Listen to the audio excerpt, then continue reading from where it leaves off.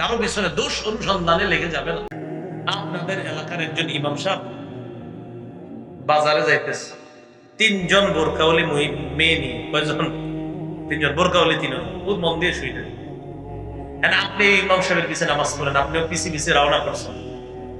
হুজুর এক দোকানে গিয়ে ঢুকছে, কাপড় কিনছে, দুইটা থ্রি পিস কিনছে। কেনার পর থ্রি পিস কেনার পর বের হয়ে গেছে। দোকানদার আবার আপনাদের এলাকার, তাকে বললেন, এই হুজুর যে এই জায়গায় তখন সদাই করলো, ঘটনা মানি?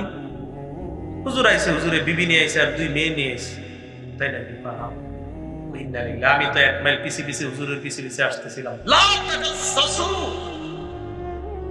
কারো পিছনে আজাইরা জাসুসি করবা না, সেই ডিগ্রি করবা না, আল্লাহ বলছে। আপনি এতক্ষণ তার বউ আর মাইয়া করে কি কি মনে করছেন বলেন?